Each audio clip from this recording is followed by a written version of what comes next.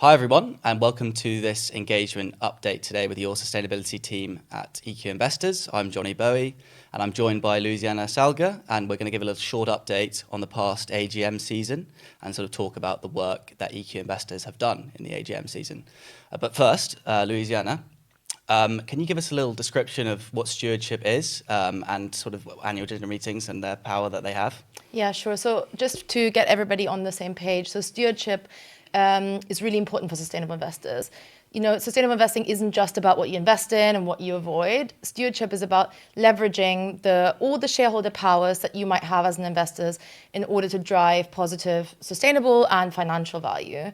And some of the tools that are in the, umbrella term of shareholder stewardship are, for example, engagement. And engagement means going to a board, going to a management team, and really trying to press them on specific issues with a specific outcome and talking to them about that. Then there's voting. So every share has a vote attached to this, and this happens every year at the annual general meeting. And that's what we mean by AGMs. And every shareholder has the opportunity to attend that annual general meeting. So now that we've talked about what it means, can you tell us, Johnny, a little bit about what EQ has been up to in this past AGM season? Sure. So we go to only UK-based AGMs, and what we do is we try and match a topic with our broader engagement strategic themes that we have, which you can check out on our website and go into a bit more detail to. And we make sure that the topic is something that is financially material to that firm. So, for instance, we've gone to 10 AGMs this season, and we've covered a wide range of topics from things such as the living wage, access to medicine, decarbonisation, ethical AI, and stuff like that. But I think it'd be good for you to go into detail into one of the themes that we've done and how it links, our strategic themes, and how it links a bit more to the AGM work we've done. Yeah, sure. So I'll take a social theme. We've been essentially engaging on two topics which are under the social umbrella for a number of years. One of them is the responsibility of food manufacturers and retailers, so supermarkets, in public health, so selling unhealthy foods, and how can we address that. The second thing is about access to medicine. We know that loads of pharmaceuticals around the world are doing great jobs at creating new treatments, but at what price does this come, and are they actually enhancing access in low-income countries?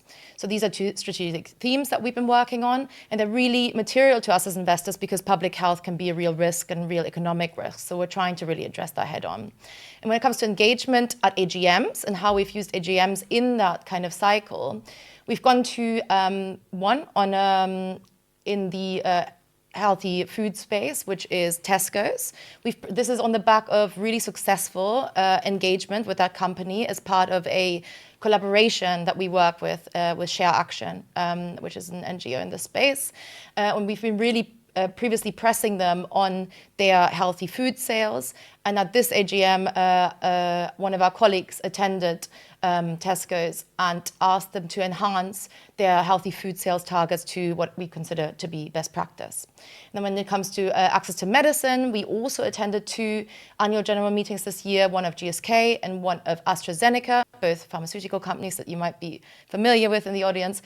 And while they're actually leading in their sector, I would say, on access to medicine, and actually there's an independent review called the Access to Medicine Index that establishes this, we did want to press them on sharing best practice with other pharmaceuticals, showing what is the business case of really going into low-income countries and enhancing that access, and then continuously driving change in some of their newer medicines in their R&D pipeline to really make sure that this is at fair price points. So that's one example. I would love to give the audience a little bit of an understanding of some of the wins that we've had previously through our engagement cycles, and also how you think, Johnny, AGMs have helped us in the wins. Yeah, good question. So I think one of the big engagement themes for us has been the banking sector, and even more so now because you might have seen that sort of the sector's watering down its commitments and stuff like that. So it's really key that investors use all the tools they have to try and sort of push to keep that ambition high and stuff like that.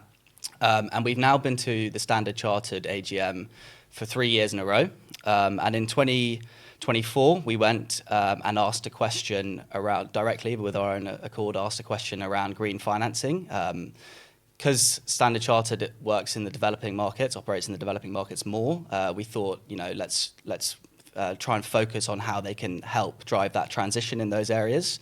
And their sort of sustainable finance target is very broad, and we wanted them to sort of focus it a bit more on what green financing could be, and so the investors have a better idea of what that is. So alongside the climate-related engagement we also asked a question around human rights to Standard Chartered, which one of our colleagues went to do.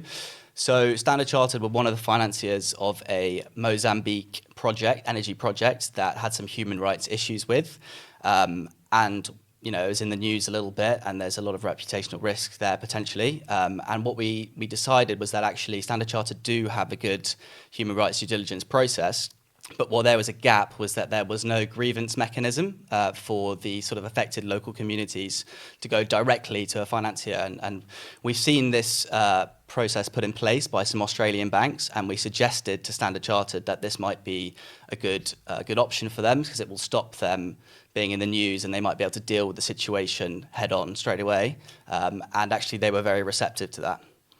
That's awesome, and we really love the idea of using AGM activism as a way of escalating, I guess, a conversation that maybe was stalling or was getting nowhere with other means of engagement. And as you showed in your example with Standard Chartered, that's a really great way in order to really push really important sustainability topics to the board of companies, which often, they are not necessarily day-to-day thinking about sustainability, and it's important to bring that back up.